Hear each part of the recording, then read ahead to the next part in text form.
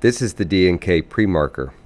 We'll put a little purple ink on the foot plates that represent the 3, 6, and 9 o'clock meridians that are used as reference marks in order to orient the intraoperative axis marker. This pre-marker is angled so that we can take a direct approach, which places the instrument very comfortably in the hand.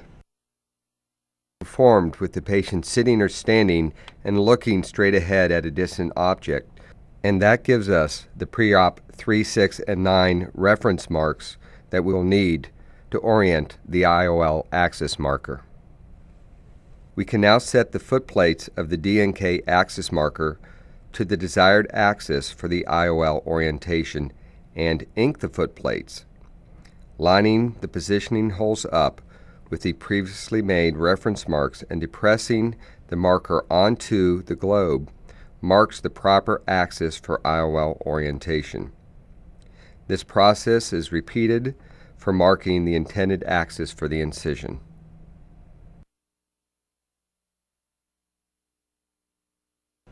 And now we'll show you the technique for implanting the toric intraocular lens in another patient. The incision is going to be at 115 and the IOL is going to be at 2 degrees. We're going to make a 3 millimeter groove for the toric implant because that's what I base my induced astigmatism on. But I'm going to perform the surgery with a 2-2 incision in a micro-incision fashion to give us the most stable chamber and the least trauma to the eye.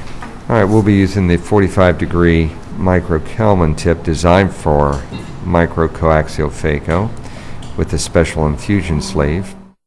Alright, and the implant goes in. We're going to use the micro-incisional technique where we do not enlarge the incision. I give counter traction with my second.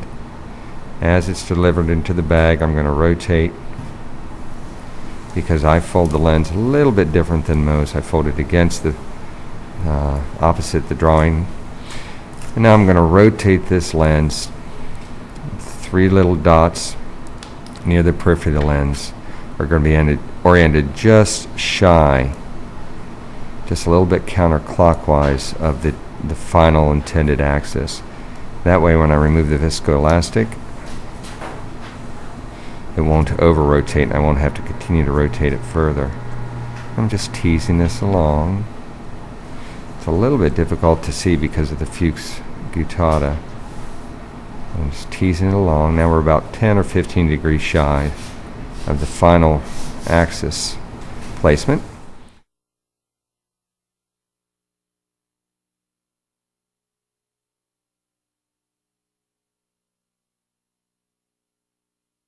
I do like to go behind the implant to remove viscoelastics. That Provis came out very nicely from behind the implant. We'll remove it from in front of the implant now. And you can see it coming off of the corneal endothelium, telling me it was there for protection. Did a nice job. And we'll go ahead and rotate this to its final resting place. There we go. I'm using the silicone ionate tip to make that rotation. We're almost there.